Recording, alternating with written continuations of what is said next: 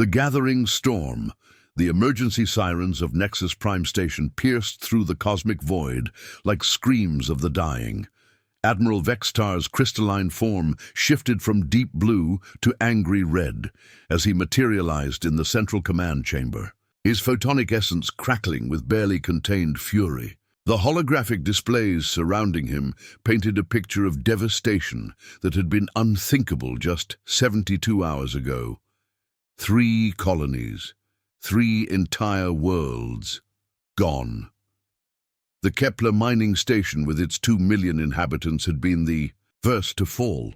The distress signal had lasted exactly 47 seconds before cutting to static. New Geneva followed 12 hours later, its planetary defense grid reduced to molten slag in minutes. Then came Arcturus 7, humanity's proud agricultural world, where families had lived for generations, cultivating crops that fed half the outer rim. Now all 3 were silent, their surfaces scoured clean of life by an enemy that moved like a plague across the stars. "The Shadow Fleet approaches," Admiral Vextar announced to the assembled commanders, his harmonic voice resonating through the chamber's crystalline walls. Intelligence reports indicate a force of approximately 30,000 vessels, each one unlike anything in our tactical databases. The war room fell silent except for the steady hum of life support systems. Representatives from 12 different species sat around the massive circular table, each one struggling to process the magnitude of the threat bearing down on them. The Alliance had faced many challenges in its 2-century history, but nothing like this. General Krathdok of the Vraxian Empire slammed all 4 of his massive fists against the table, cracking the reinforced metal surface. His scarred carapace bore the marks of 100 battles, but his compound eyes reflected something he'd never shown before: fear. "My battle fleets need at least 6 days to reach full deployment," he growled, his translator struggling to render his guttural language into Galactic standard. "The Vraxian 10th and 15th Legions are our most powerful, but they're stationed at the Rigel sector." High Commander Silthara's ethereal form flickered with anxiety, her luminescent body casting dancing shadows on the walls. The Luminate Collective's representative rarely showed emotion, but the elegant curves of her energy-based physiology trembled with uncharacteristic distress. "Our psychic warriors require meditation cycles to achieve battle link," she whispered, her voice like wind through crystal chimes. "The collective consciousness cannot be rushed without risking permanent mental fracture among our pilots." Around the table, similar stories emerged. The Zentari needed time to grow their living ships to combat size. The Mechanis required computational cycles to upgrade their AI battle systems. Every species had the same problem. They needed time, and time was the one resource they didn't have. Admiral Vextar's crystalline form continued its angry shift through the spectrum as report after report confirmed the same impossible timeline. Current projections indicate the Shadow Fleet will reach the galactic core in 96 hours. Every world between here and the outer rim will share the fate of our lost colonies. That's when Captain Marcus Kane stepped forward from the back of the chamber. At 58, Kane looked every day of his age. His weathered face bore the lines of 3 decades spent in the void, and his graying hair was cut in the practical military style of someone who had no time for vanity. His blue uniform was clean, but showed the wear of constant use. Patches where plasma conduits had exploded, a sleeve that had been replaced after a decompression incident, boots that had been resoled more times than anyone could count. He walked, with the steady gait of a man who had learned to move in low gravity, but there was something else in his bearing, a quiet confidence that seemed out of place given humanity's reputation as the Alliance's youngest and least advanced member species. "Earth offers the resolute," Kane said simply, his voice cutting through the chamber's ambient noise like a blade through silk. The silence lasted exactly 4 seconds before the laughter began. General Krathdok's chittering amusement, mixed. With the crystalline tinkling of Admiral Vextar's mirth, even High Commander Silthara allowed herself a delicate harmonic trill that served as her species' expression of humor. "The Resolute?" General Crathdock wheezed between laughs. "I've seen that rust bucket in the shipping manifests. It's older than some of my offspring, and they're already veteran warriors." Admiral Vextar's form shifted to an amused amber hue. "Captain Kane, with all due respect to your species' contributions to the Alliance, your vessel predates modern shield technology by several decades. Its weapon systems couldn't penetrate the armor of a civilian transport." Commander Ixara of the Hive Confederation added her clicking mandibles to the chorus of amusement. "The Resolute's power signature barely registers on our sensors. We've mistaken it for a debris field on multiple occasions." Kane waited for the laughter to die down, never taking his dark eyes off the holographic display showing the approaching Shadow Fleet. When silence returned, he spoke again with the same quiet confidence. But now there was something else in his voice. Something that made several of the alien commanders shift uncomfortably in their seats. "I guarantee we will destroy their entire fleet." The laughter stopped instantly. Every being in the chamber stared at this small human who had just promised the impossible with the casual certainty of someone discussing the weather. Admiral Vextar's crystalline form flickered through confused color spectrums as he struggled to process what he had just heard. "Captain," Vextar said carefully, "that's mathematically impossible. Your vessel displaces roughly 8,000 tons. Their capital ships are the size of small moons." Kane's weathered face split in what might have been a smile, but his eyes remained cold as the void between stars. 23 years, Admiral. 23 years my crew and I have been preparing for exactly this moment." General Crathdock's 4 eyes bulged from his skull. "You've been preparing for an invasion by an unknown species for over 2 decades. "Not an unknown species," Kane corrected, his voice dropping to barely above a whisper. "We've known about the shadows for a long time. We just haven't told anyone else." The implications of his words sent a chill through the chamber that had nothing to do with the life support systems. High Commander Silthara's luminous form flickered as she processed the revelation. "You've had contact with this enemy force?" she asked, her harmonic voice tight with accusation. Kane nodded slowly. "First contact was 37 years ago. A shadow scout ship emerged from a quantum fold near Proxima Centauri. It destroyed 3 human research vessels before we managed to drive it off." He paused, his expression growing darker. "We've been hunting their scouts ever since." Commander Ixara's mandibles clicked nervously. "Hunting them? You mean you've been conducting unauthorized military operations against an unknown hostile force?" "We've been learning," Kane corrected.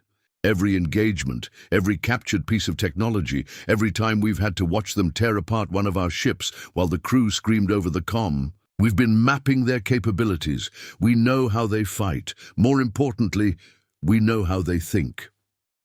Admiral Vextar's form shifted through rapid color changes as he struggled to maintain composure. "And you never thought to share this intelligence with the Alliance?" Kane's smile turned bitter. "Would you have listened? 3 hours ago, you were laughing at the idea that humanity could contribute anything meaningful to this war. You think we're primitives playing with technology we barely understand." The accusation hung in the air like a toxic cloud. Several of the alien commanders shifted uncomfortably, unable to deny the truth of his words. "What exactly are you proposing, Captain?" Admiral Vextar asked finally. Kane stepped closer to the holographic display, his fingers dancing across the control interface with practiced precision. The tactical readout shifted, showing the approaching Shadow fleet in terrifying detail. 30,000 ships moving in perfect formation, their dark hulls absorbing light like cosmic wounds. The Shadows fight with overwhelming technological superiority, Kane began, highlighting specific vessels in the formation.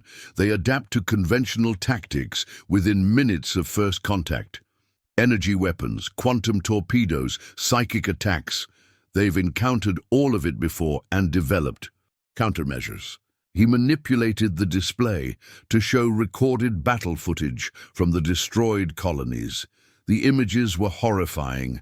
Advanced Alliance warships being systematically dismantled by technology that seemed to defy the laws of physics.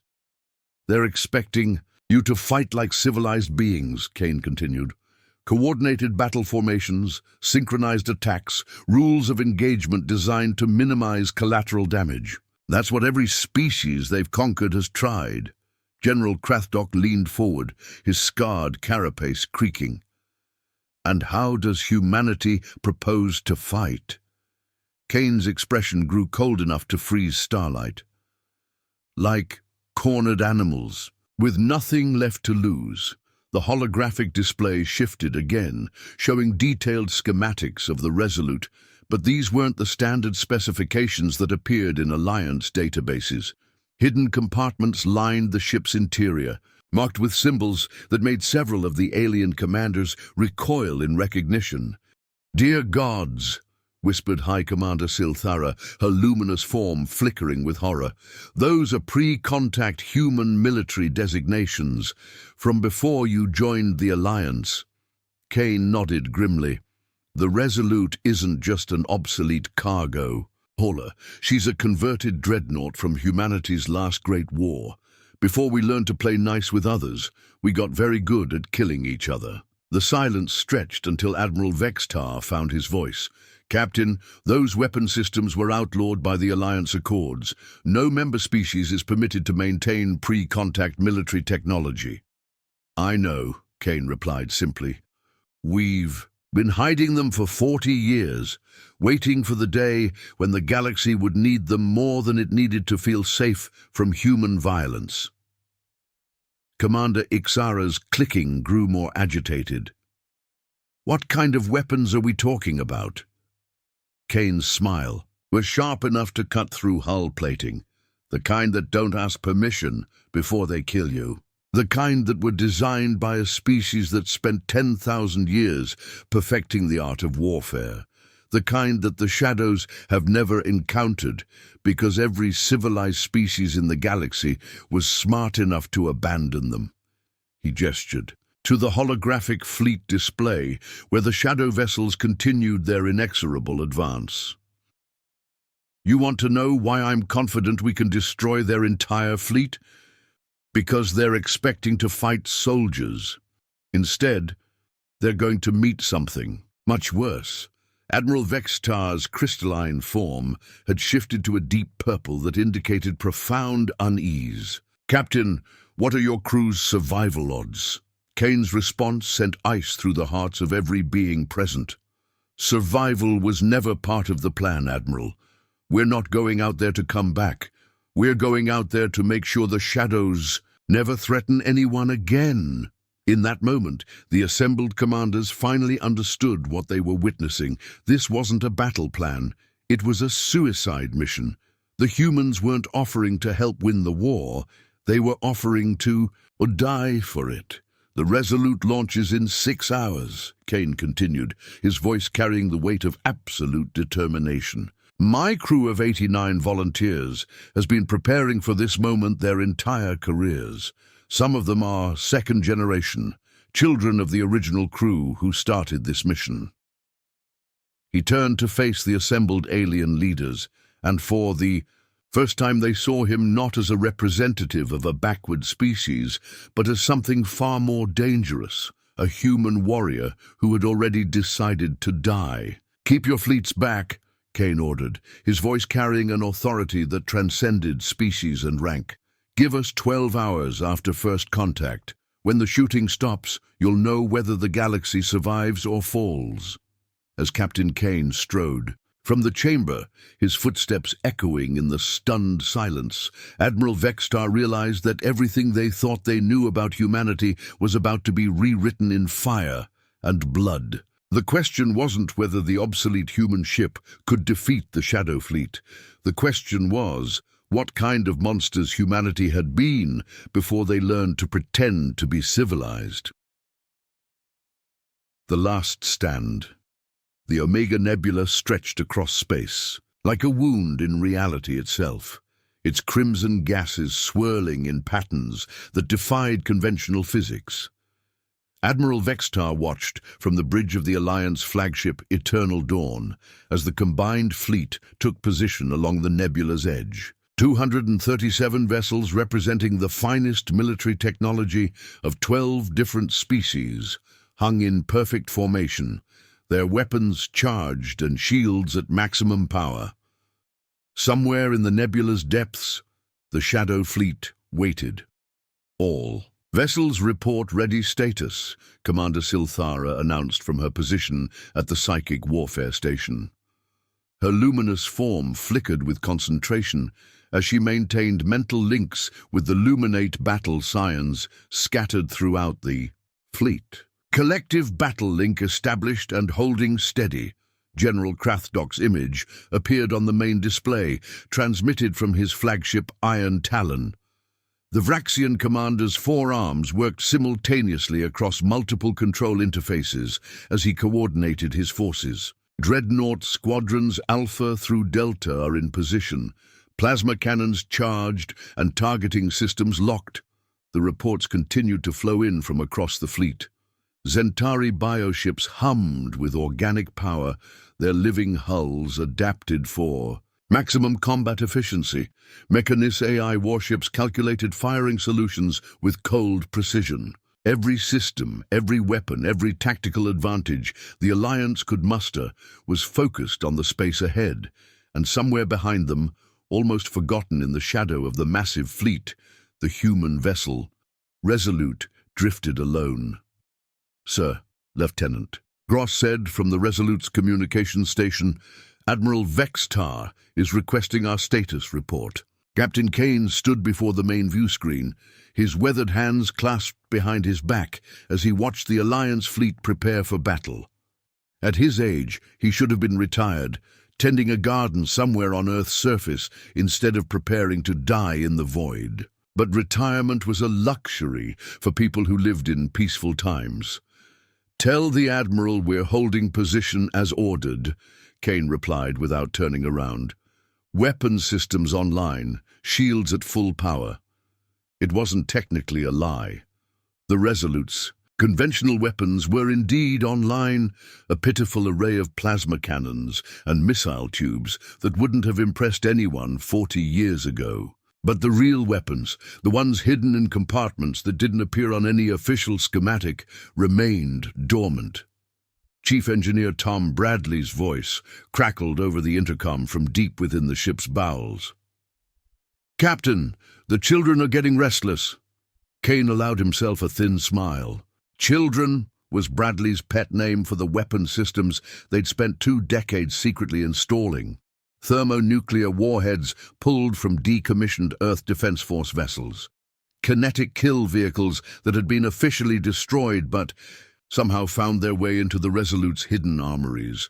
Cobalt bombs that violated 17 different Alliance treaties on weapons of mass destruction. And at the ship's heart, in a compartment so secret that only Kane and Bradley knew of its existence, lay their final gambit, a device that humanity had built only once before, during the darkest days of the Sol Civil War. The kind of weapon that civilized species didn't build, because civilized species understood the consequences of unleashing such horrors. "Keep them sleeping for now, Tom," Kane ordered. "We'll wake them when it's time to dance." The first sign of the Shadow Fleet's approach was the way the nebula's gases began to move. What had been random cosmic currents suddenly organized into spiraling patterns that drew the eye deeper into the crimson depths. Then the stars began to disappear. "Contact!" Lieutenant Sarah Cross called out from her sensor station. multiple signatures emerging from the nebula core. I count, dear God. Captain, the numbers just keep climbing. Admiral Vextar's voice echoed across all fleet channels as the scope of the enemy force became clear. All vessels, prepare for immediate engagement. Shadow fleet numbers exceed 30,000 ships. Repeat, we are outnumbered approximately 150 to 1. The shadow vessels emerged from the nebula like nightmares given form. Each ship was a study in aggressive geometry, all angles and spikes designed to inspire terror as much as deliver destruction. Their hulls seemed to absorb light itself, creating voids in space that hurt to look at directly. Alliance Fleet. This is Admiral Vextar, the crystalline commander's harmonics carried across the tactical network. Execute Battle Plan Omega. All vessels, advance and engage at will. What followed was the most coordinated military assault in Alliance history. 237 warships moved as one, their combined firepower capable of shattering planets. Quantum torpedoes streaked across space in perfect formations.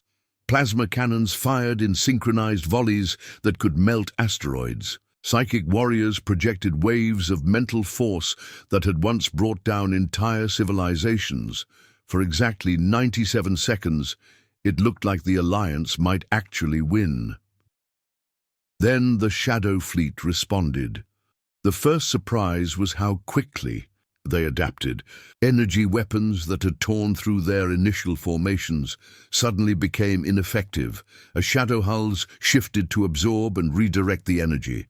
Quantum torpedoes that should have penetrated any known armor simply vanished into spatial distortions that opened like hungry mouths. The second surprise was their weaponry. Instead of responding with familiar energy beams or projectile weapons, the shadow ships unleashed something that defied classification. Waves of distortion rippled through space, and wherever they touched, Alliance vessels simply ceased to exist. Not destroyed, erased, as if they had never been built.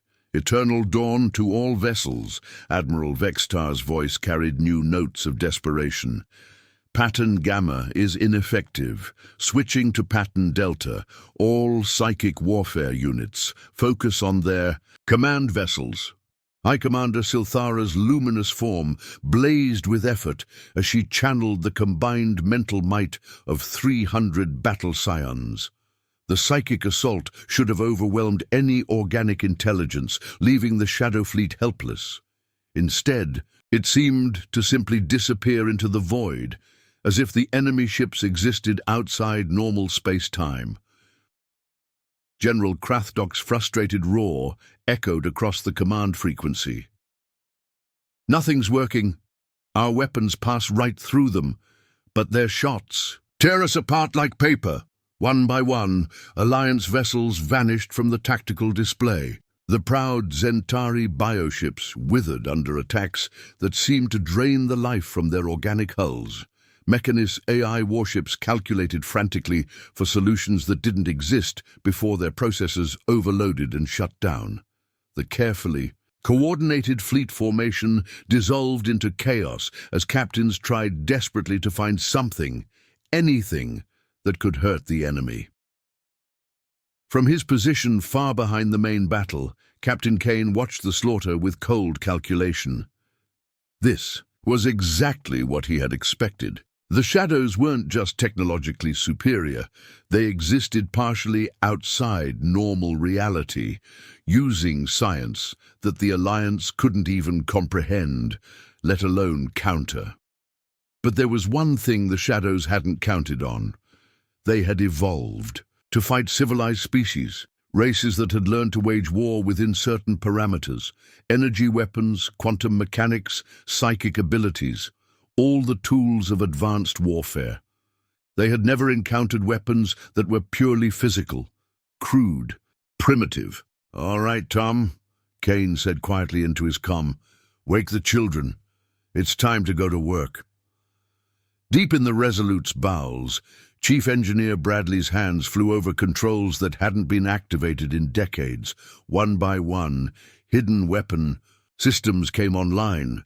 nuclear warheads that had been designed to crack continental plates, kinetic weapons that used raw velocity instead of exotic physics, chemical explosives that relied on nothing more sophisticated than controlled atomic fission. The Resolute began to move. To the Alliance fleet, it looked like the human vessel was finally joining the battle.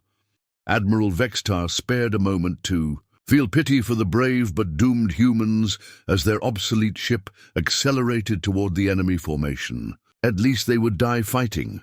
What the Admiral couldn't see was the Resolute's true nature revealing itself. Hidden panels slid away to expose weapon hardpoints that predated the Alliance by centuries.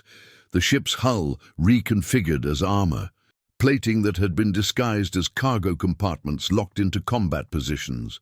What had appeared to be a converted freight hauler transformed into something far more dangerous, a human dreadnought from the species' most violent era. The Shadow Fleet noticed the approaching vessel and dismissed it as irrelevant. Their sensors detected no energy weapons of consequence, no quantum field generators, no psychic emanations, just a primitive craft with basic chemical propulsion and crude metal construction. They didn't recognize the threat until it was too late. The first nuclear warhead detonated directly against a Shadow cruiser's hull. The explosion was crude by Alliance standards, just a simple fusion reaction that converted matter to energy with violent efficiency. But the Shadow ship's defensive systems had been designed to counter sophisticated energy weapons and exotic matter manipulation. They had no response to something as primitive as splitting atoms. The Shadow cruiser vanished in the expanding sphere of superheated plasma. Impossible! Admiral Vextar's harmonics crackled with disbelief. The human vessel just destroyed a Shadow ship with a nuclear weapon. Kane's voice came back over the comm with grim satisfaction. Nuclear weapons don't rely on quantum fields or psychic energy, Admiral. They just turn matter into light and heat. Hard to adapt to basic physics. The Resolute continued its charge into the Shadow formation, its hidden weapons revealing themselves one by one. Kinetic kill vehicles launched from concealed tubes. Their tungsten warheads accelerated to significant fractions of light speed by simple chemical rockets. Each impact released energy equivalent to several megatons of conventional explosives. Shadow. Ships that had shrugged off quantum torpedoes buckled and shattered under the impact of what were essentially very fast rocks. "Captain Kane!" General Krathdock's voice carried a note of horrified admiration. "What exactly is your vessel armed with?" "Everything humanity invented before we learned to play nice," Kane replied, as another spread of nuclear missiles cleared a gap in the enemy formation. "Dirty bombs, kinetic penetrators, fusion warheads, antimatter charges, viral weapons, planet crackers. We've spent 50,000 years perfecting the art of killing each other. The Alliance made us promise to give up our toys, but they never said we couldn't keep a few for special occasions. The Shadow Fleet was adapting, but it took time to develop countermeasures for weapons that operated on such primitive principles. Space around the Resolute filled with defensive fire as the enemy finally recognized the threat, but Kane's crew had planned for this moment their entire careers. "Sarah, take us into the heart of their formation," Kane ordered as the ship shuddered under enemy fire. "Tom, is the Omega device ready?" Bradley's voice came back tight with emotion. "Ready, Captain. But, sir, once we activate it—" "I know, old friend. It's been an honor serving with you." Lieutenant Cross looked up from her station, her young face pale but determined. "Captain, what's the Omega device?" Kane was quiet for a long moment as the Resolute plunged deeper into the Shadow Fleet, nuclear fire blossoming around them like deadly flowers. When he finally spoke, his voice carried the weight of terrible knowledge. During the Sol Civil War, humanity built exactly one planet killer. Not a weapon that could crack continents or boil oceans, but something that could actually destroy entire worlds. The Alliance made us promise to never build another one. He paused as another nuclear detonation lit up the view screen. They never said anything about keeping the one we already had. The implications hit Cross like a physical blow. Sir, if we use a planet-killer weapon in the middle of their fleet, the explosion will propagate through their formation like a chain reaction, Kane confirmed. Every ship in a 50,000-kilometer radius will be vaporized instantly, including us. The Resolute shuddered as shadow weapons finally began to penetrate her ancient armor. Atmosphere vented from hull breaches, and emergency lights bathed the bridge in hellish red. But they were deep in the enemy formation now, surrounded by thousands of shadow vessels that had finally learned to take the primitive human ship seriously. "All hands, this is the captain," Kane announced over the ship's intercom. "It's been my privilege to serve with each and every one of you. Tell them we went down fighting." He turned to Bradley's station and inserted his command key into the authorization slot. Tom, the chief engineer's weathered hands were steady as he inserted his own key. "It's been a hell of a ride, Marcus." Together, they turned their keys. Deep in the Resolute's heart, in a chamber that officially didn't exist, the Omega device began its final sequence. It was a simple thing, really, just matter and antimatter brought together in quantities that violated every treaty humanity had ever signed. The kind of weapon that civilized species didn't build because they understood the consequences. But sometimes the consequences were exactly what you needed. The explosion was visible from 3 star systems away. The Omega device didn't just destroy the Resolute. It unraveled the fundamental forces holding the ship's atoms together and released that energy in a directed burst that propagated through space at the speed of light. The Shadow Fleet's formation vanished in an expanding sphere of annihilation. 30,000 ships that had conquered galaxies were reduced to component particles in the space of a heartbeat. The weapon that humanity had built in their darkest hour proved that sometimes the oldest and most brutal solutions were the most effective. Admiral Vextar watched from the Alliance fleet as the light faded, leaving nothing but empty space where the greatest threat to galactic civilization had existed moments before. His crystalline form shifted through colors that had no names, struggling to process what he had just witnessed. "The Shadow Fleet is gone," he announced unnecessarily to the stunned crews of the surviving Alliance vessels. "All enemy contacts eliminated." In the silence that followed, every being in the fleet understood that they had just witnessed something unprecedented. A single obsolete human ship had accomplished what their combined technological might could not. Not through superior science or advanced tactics, but through the simple willingness to die for others and the wisdom to know that sometimes the old ways were the best ways. The Resolute and her crew of 89 volunteers had given their lives to save a galaxy that had mocked them as primitives. In doing so, they had earned something far more valuable than respect. They had earned legend.